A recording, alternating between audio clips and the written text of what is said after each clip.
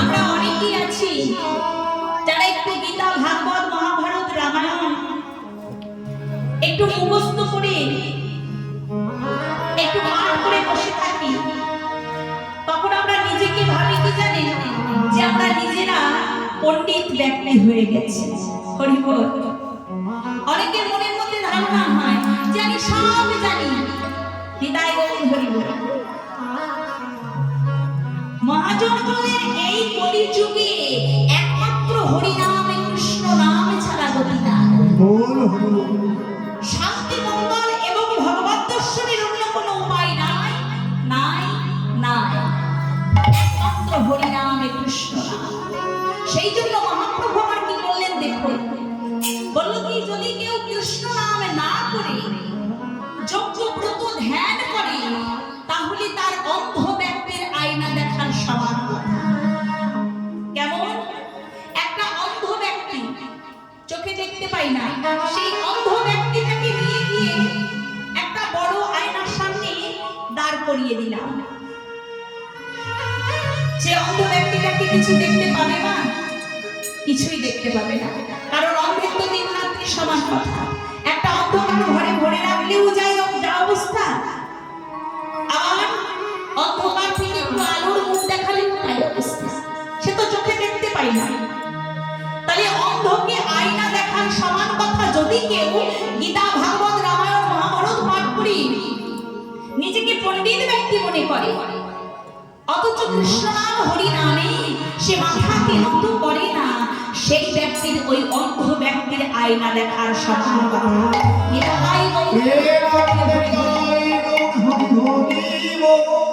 আবার মহাজন বললেন বেদ বিদ্যা ইহা কিছু নাহি জানো, সে যদি মৌরি গৌরাঙ্গ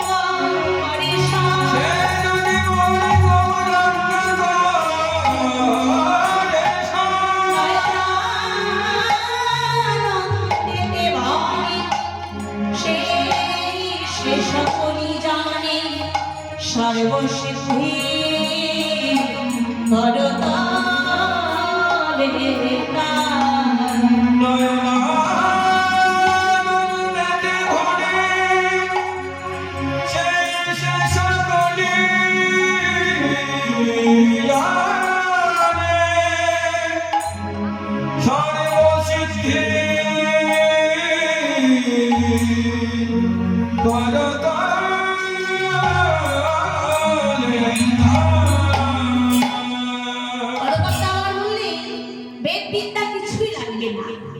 সে যদি গণ্ড মূর্খ রাখাল বাগাল হয়, অথচ প্রতিদিন প্রতিনিয়ত আমার গৌর গোবিন্দের চরণে নিজেকে আত্মসমর্পণ করে, নিজের মাথাকে নত করে, গৌর গোবিন্দের কৃপা দৃষ্টি তার প্রতি তত বরিশান হয়।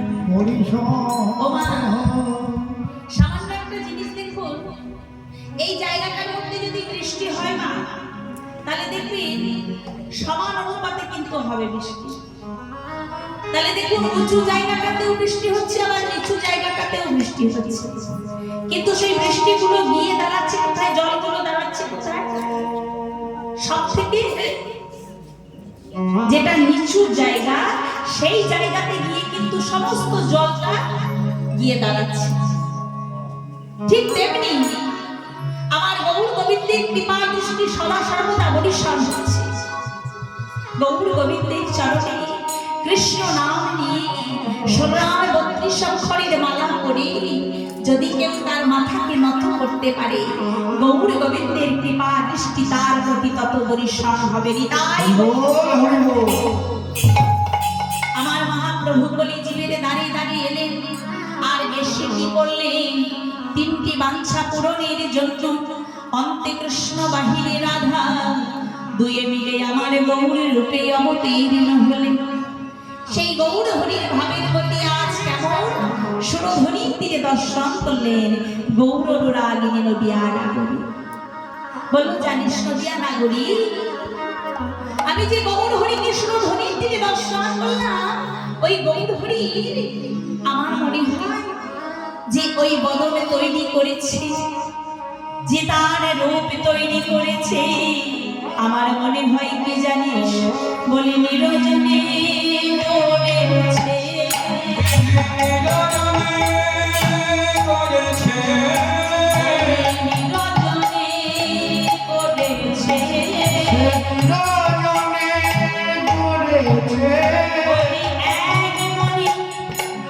বসে বসে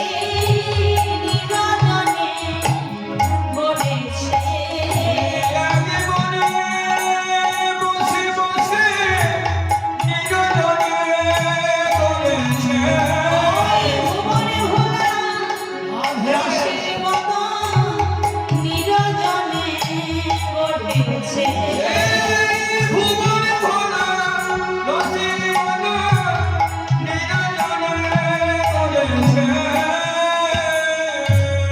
নদিয়া নাগরী নিরজনের সেই রূপ এক মনে বসে বসে তৈরি করেছে বটে, কিন্তু কি হয়েছে জানিস?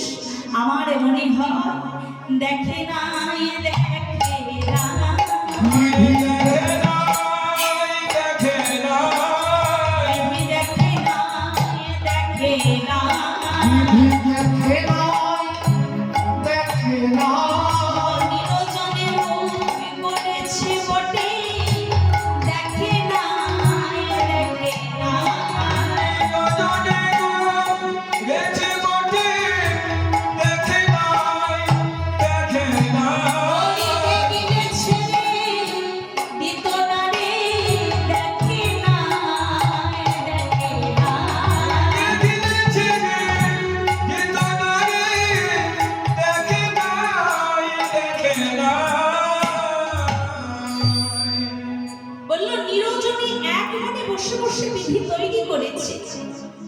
কিন্তু জানিস বিধি তৈরি করেছে বটে, কিন্তু সেই রূপকে বিধি দেখে না। অপর নাগরী বলছে ওরে নদিয়া নাগরী ওরে প্রাণের সজনী যিনি রূপ করেছেন তিনি কি না দেখে ছেড়েছে? ওমা, একটা বড় জিনিস যদি নিজের হাতে তৈরি করি সেটা কি না দেখে তৈরি করতে পারবো? হরি বল, সেটা কিন্তু না দেখে তৈরি করতে পারবো না। নদিয়া নাগরী বলছি জানিস বিধি এক মনে বসে বসে নিরজনে রূপ গড়েছে বটে, আর গড়ি দেখেছে, দেখে কি করেছে জানিস? ছেড়ে দিয়েছে এই জগৎ জীবীকে দেখাবার জন্য। সেই ভুবনে ভোলা রসের মতো ওরে নদিয়া নাগরী বিধি এক মনে নিরজনে মনের মতো করে করে তৈরি করেছে, আর করে করে ছেড়ে দিয়েছে, কারণ জগৎ জীবীকে দেখাবার লাগি।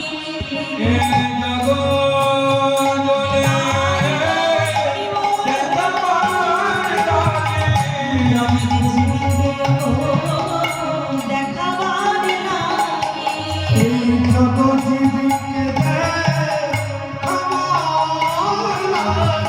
মনের মতো করেছে মনে এই জগৎ জীবীকে দেখাবার লাগে।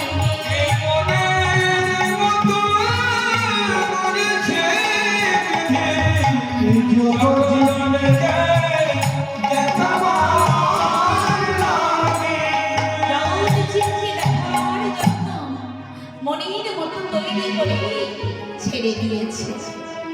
বললো জানিস আমি কি দেখলাম বলে শস্য ওই সুরধ্বনির তীরে অবয়গারায়ে শোভাজন গোড়ার ছাদের মুখে আসি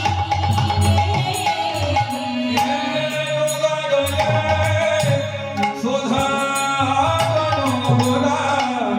চাঁদের মুখে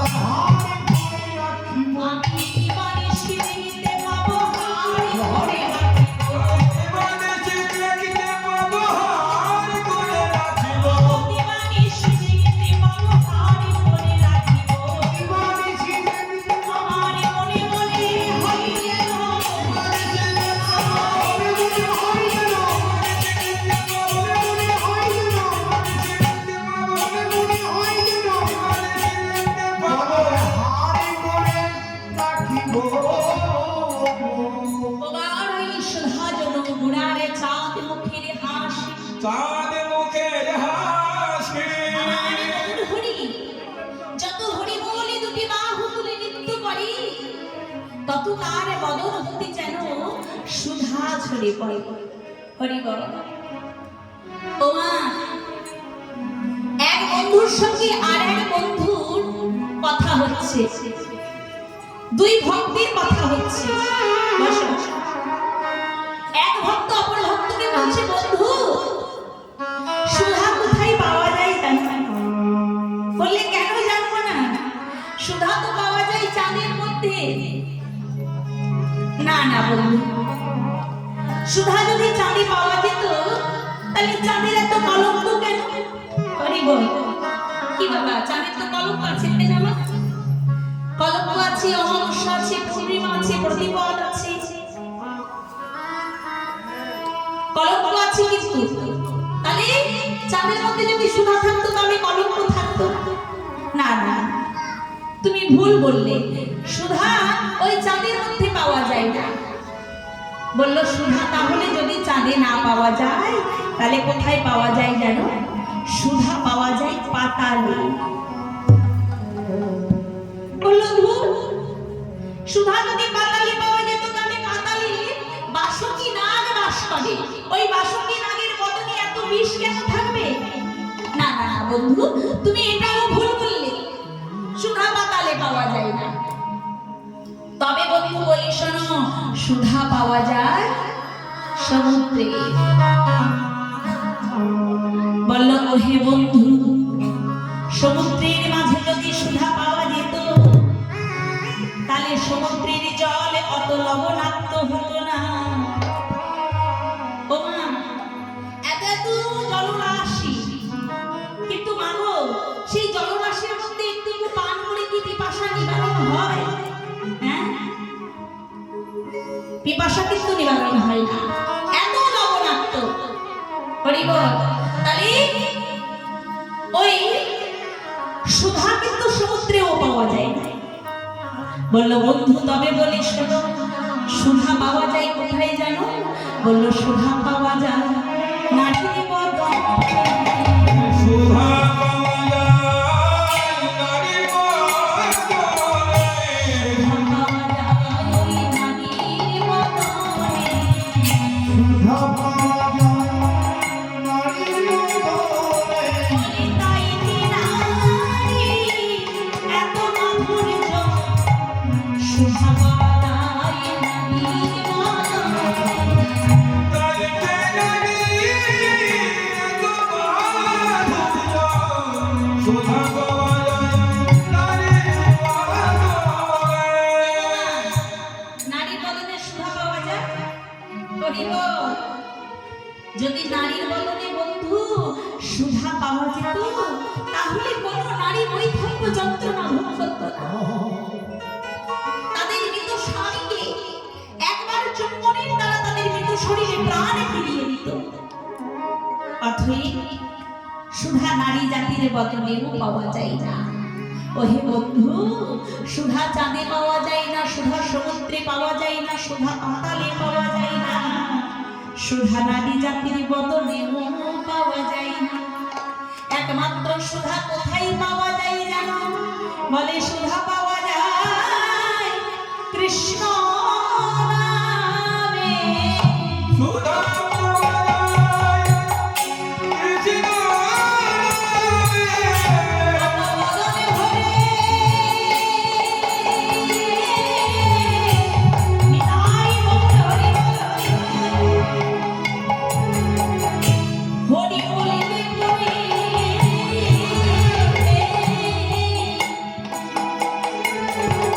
অবর সুধা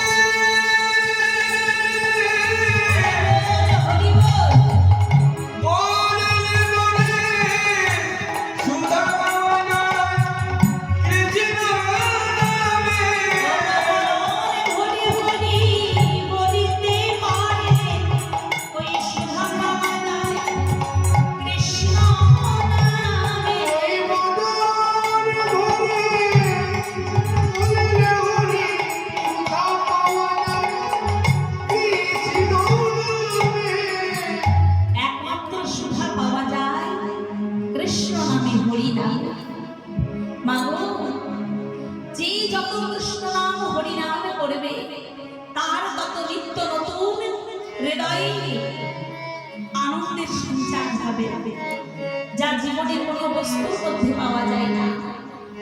একমাত্র কৃষ্ণ নাম হরি নামে নিত্য নতুন আনন্দ আছে, আর সেই আনন্দের মধ্যে সুধা লুকিয়ে আছে। হরি বল। ওগারে সুধালো পুরার চাঁদ মুখের হাসি। আর কি জানো, নিরখিতে পুরার রূপ আমার হিয়াই রইল খুশি। জানিস নদিয়া নাগরী, যে অবধি আমার গৌর সুন্দরকে দর্শন করেছিলি, আখি পালকিতে শত যুগ হেন মা, হিয়ার মাঝে গেছে আমারে ওরা রূপ খানি।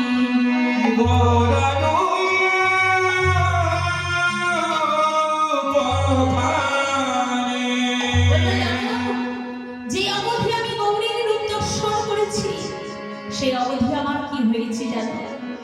আখি পালকিতে শত যুগ হেন মা।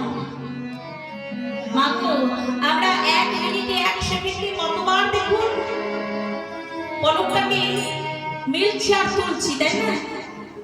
আমরা কিন্তু নিজেরাই জানি না।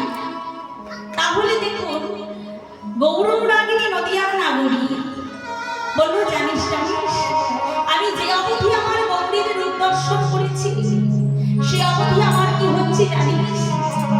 একবার যদি নয়নকে মুদ্রিত করেছি, আমার মনে হচ্ছে যেন আমি শতযুগ কৃষ্ণ গৌরীর বদন দর্শন করি না। শতযুগী গৌরের বদন দর্শন করি না। বলল, শতযুগী গৌরের বদন দর্শন করি না।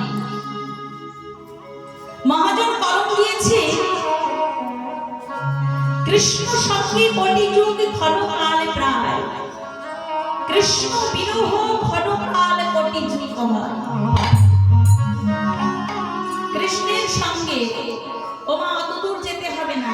ধরুন একটা প্রিয় বন্ধুর সঙ্গে, খুব অন্তরঙ্গ বন্ধু, সেই অন্তরঙ্গ বন্ধুটার সঙ্গে যদি সারাদিন ধরে মনের কথা বলা যায়, বলুন তো বাবা, মনে হয় কি যে 2 ঘন্টা 3 ঘন্টা কেটে গেলেও কিন্তু মনে হয় না যে এর সঙ্গে সময়টা কখন কেটে গেল কিছুই বুঝতে পারা গেল না। মনে হয় এই তো এলাম, এখনই তো গল্প করতে লাগলাম, এখনই শেষ হয়ে গেল। আবার সেই প্রিয় বন্ধুটার সঙ্গে যদি কিছুক্ষণের জন্য মনোমালিন্য হয়, দেখবেন মনে হবে, ও বাবা, মনে হয় যেন কতদিন ধরে ওর সঙ্গে আমার কথোপকথন। হরি বল। এটাই হচ্ছে কি অন্তরের সঙ্গে অন্তরঙ্গের মিলন। মা জান বললেন, কৃষ্ণ সঙ্গে কোটি যুগ ক্ষণকাল প্রায়, কৃষ্ণ বিরহ ক্ষণকাল কোটি যুগ হয়। নিতাই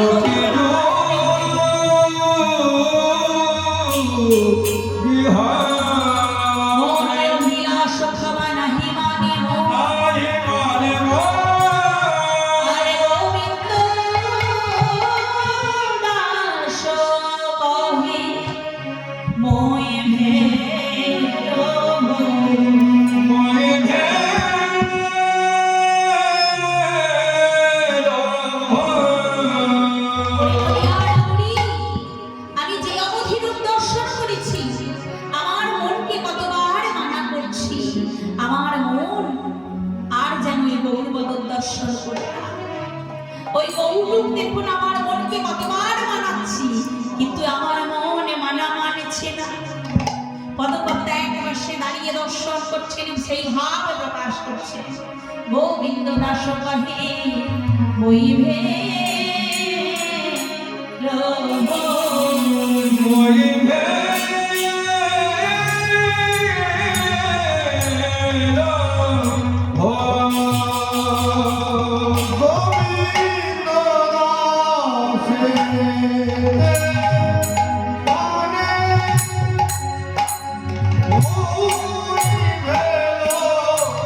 Oh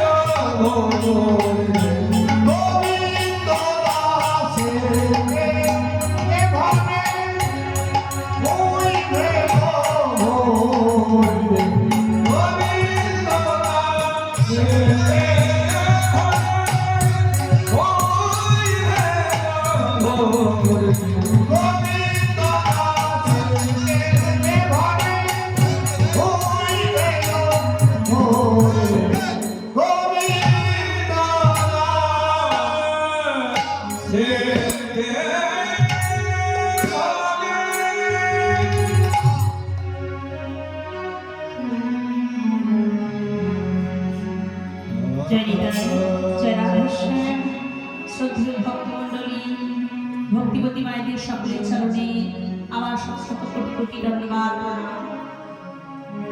এই রাধা গোবিন্দের লীলা অঘাত অনন্ত। আমার মতো ভজনবিহীন মূঢ়ে এই লীলা সাধারণ অর্থ বোঝানো বড় দুঃসাধ্য। তবে গুরুজনদের মুখে শুনেছি যে ভক্তের কৃপা হলে ভগবানের কৃপা পাওয়া যায়। আপনারা ভক্তমণ্ডলী, সাধুগুরু বৈষ্ণব, ভক্তিবতী মায়েরা সকলে মিলে আমায় আশীর্বাদ করুন, যেন শুধু এ জন্মে নয়, জন্ম জন্মান্তর ধরে এমনই ভাবে গৌর গোবিন্দের গুণানুকীর্তন বদল ধরে গাইতে পারি, আর গাইতে গাইতে যেন চলে যেতে পারি। বিদায় গৌর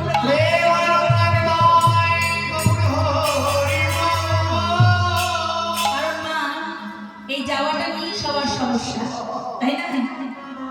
পৃথিবীতে জন্মগ্রহণ করেছি যেন তেন প্রকারণে দুবেলা দুমুঠো খেতেও পারবো, করতেও পারবো, এগুলো আমরা সবাই জানি। সেই সঙ্গে জানি যে আমাদের মৃত্যু পরম সত্য কথা একটা, যে একদিন না একদিন আসবেই আসবে, কিন্তু সেটা কবে কখন আসবে, কিভাবে আসবে, কেউ কিন্তু জানি না। হরি বল। আসবার কালে আমরা প্রণাম করে আসি। মাতৃগর্ভে যখন 10 মাস 10 দিন থাকি, এক ঢেউ পদে থাকি, চারিদিকে বৃষ্ঠামূত্র দুর্গন্ধে নরকে পচে থাকে, ভগবানের দর্শন পায় আর ভগবানকে করজনে প্রণাম করে আসি। হে গোবিন্দ, একবার তুমি এখান থেকে উদ্ধার করে দাও। ওই ভবে কি আমি তোমাকে কথা দিচ্ছি, আমি তোমার নাম করব। 10 মাস 10 দিন পরে যখন মাতৃগর্ভ থেকে ভূমিষ্ঠ হয়, তখন প্রত্যেকটা জীব আমরা মা বলে কেঁদে উঠি। হরি হরি। যেই না মা বলে কেঁদে উঠি, অমনি আমরা মায়াতে আবদ্ধ হয়ে যাই।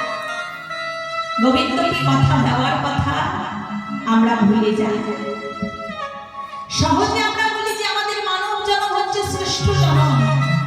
সত্যি না, আমাদের মানব জনম হচ্ছে শ্রেষ্ঠ জনম, দুর্লভ জনম, ভগবান ভজনের যোগ্য জনম। হরি বল। তাহলে এই ভগবান ভজনের যোগ্য জনমটাকে, মানব জনমটাকে যদি যোগ্য জনম করতে হয়, তাহলে বাবা শুধু কি টাকা পয়সা রোজগার করলাম, ভালো গাড়িতে চেপে এদিক ওদিক ঘুরলাম, ভালো মন্দ খাওয়া দাওয়া করলাম, ভালো পোশাক আশাক করলাম, আমরা ভাবি কি এতে কিন্তু মানব জন্ম আমাদের শ্রেষ্ঠ হয়ে গেল। হরি বল। এতে আমাদের মানব জন্ম শ্রেষ্ঠত্ব লাভ করে গেল। কিন্তু মানব জন্মকে যদি শ্রেষ্ঠ জন্ম করতে হয়, কি করতে হবে?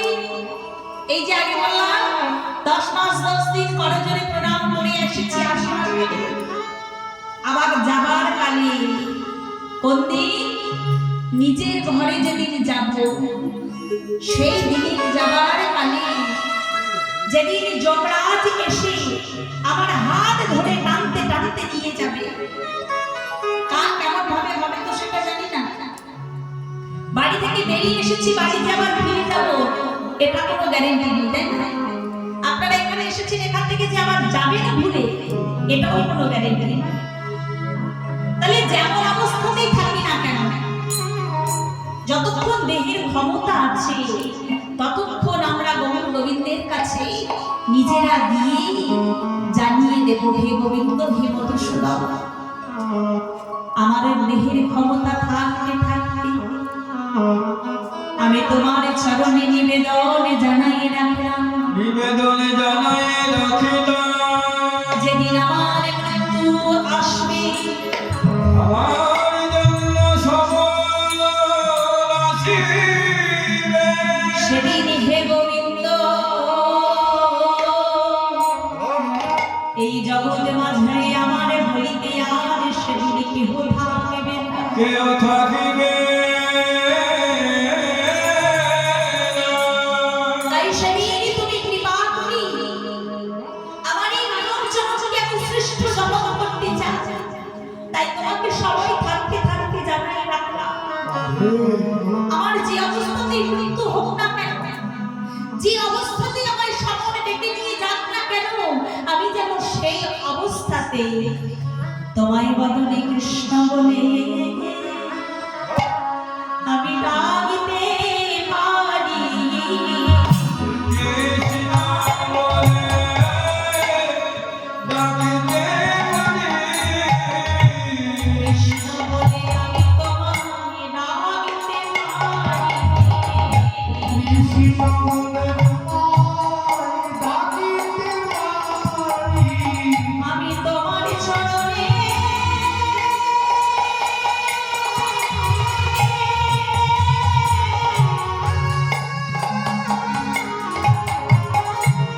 হে গোবিন্দ রাধে রাধে, ৮০ লক্ষ জনি ভ্রমণ করার পর এই ৪ লক্ষ মানব জনম পেয়েছি, জানি না এই জন্মটাই শেষ কিনা, না জানি এই জন্মটা প্রথম কিনা, তাই তোমার চরণে নিবেদন জানাই রাখলাম, যেন কৃষ্ণ বলে সেদিন মরিতে পারি। যেন কৃষ্ণ বলে মরিতে পারি,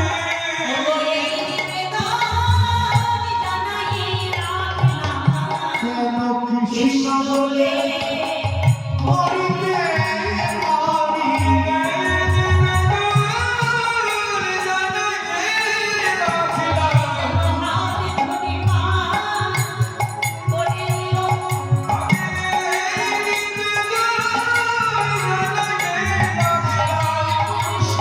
Thank you.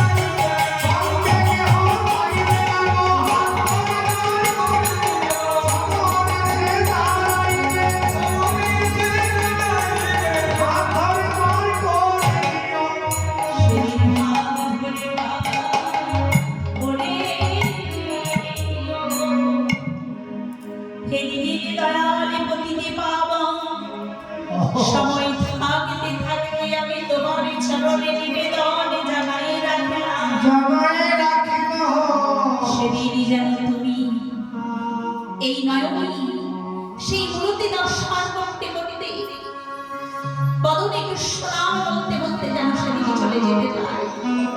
সেদিনই হবে আমার মানব জন্ম শ্রেষ্ঠ জন্ম, দুর্লভ জন্ম, ভগবত ভজনের যোগ্য জন্ম।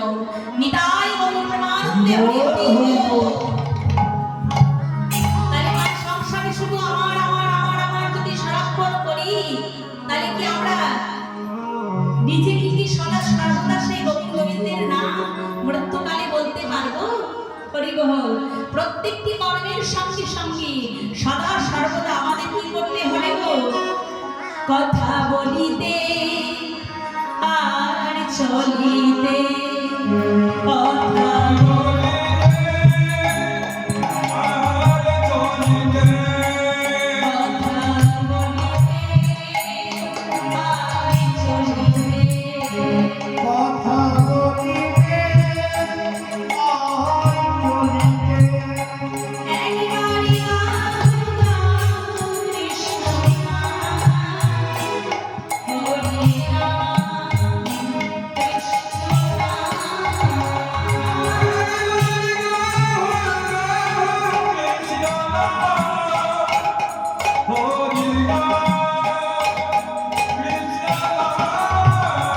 কথা বলিতে আর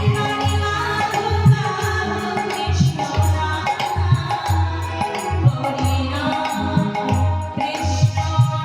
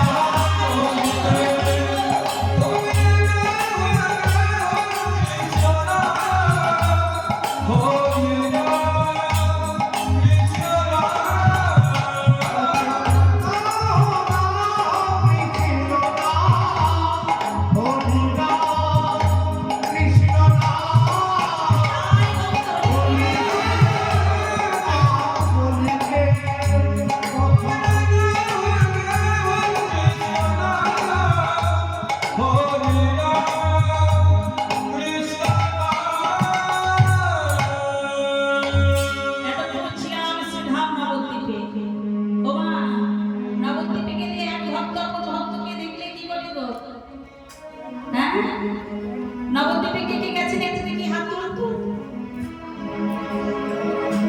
বাহ, তাহলে নবদ্বীপে গেলে এক ভক্ত অপর ভক্তকে বলে জয় নিতাই, তাই না?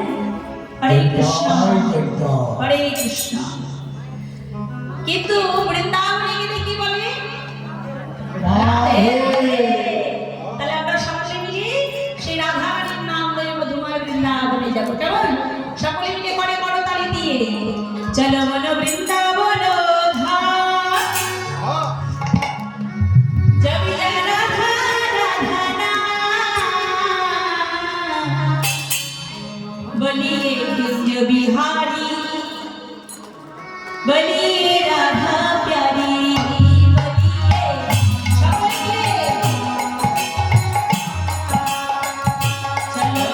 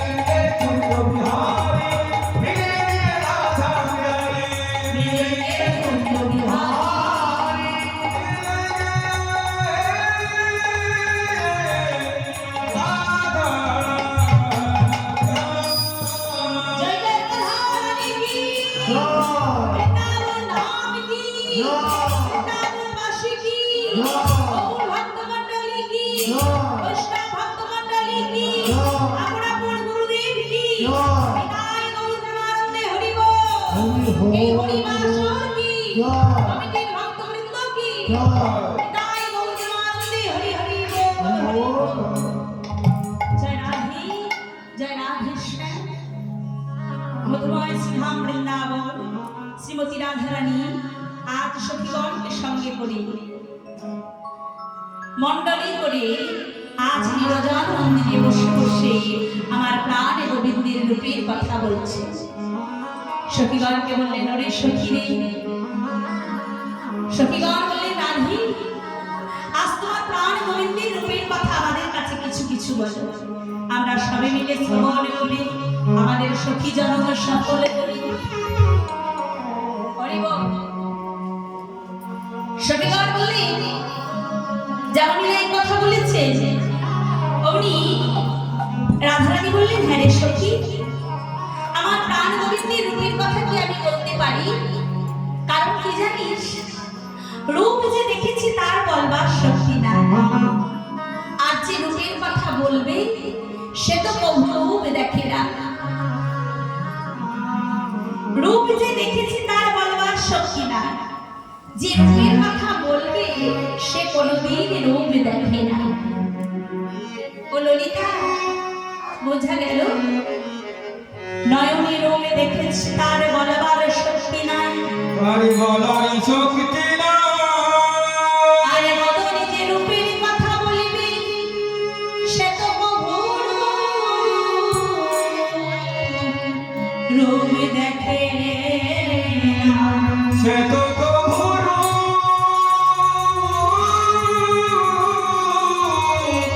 দেখে না। একই কথা বহুবার, তাই না? কি বলছে যে রূপ দেখেছি তার বলবার শক্তি নাই, আর যে বলবে তার দৃষ্টি শক্তি নাই। হরি বল। দেখে কে গো? দেখে কে? নয়ন। তাহলে নয়নের শুধুমাত্র দৃষ্টি শক্তি আছে। ও বাবা, নয়ন কি বলতে পারে? নয়নে কিন্তু বলতে পারে না, নয়নে কিন্তু বাক শক্তি নেই। তাহলে বাক শক্তি কার আছে? বদন। কিন্তু বদনকে দেখতে পাই, বদন কিন্তু দেখতে পাই না। এই জন্য হরিদাস থেকে রাধারানী বলছে দেখ, নয়নে যে রূপ দেখেছে ওই নয়নের তো বলবার শক্তি না। নয়নের শুধুমাত্র দেখার শক্তি আছে, কিন্তু বদন যে বলবে সে তো কোনোদিন রূপ দেখে না। তবে তোরা যখন আমার মরম সখী, তখন আমি নয়নের বাক্য সমর্থন করি, কিছু কিছু বলি তোরা সবে মিলে বসে বসে শুনি। ও মুখমণ্ডল চিনি শারদ সুধাকর তরুচি তরুর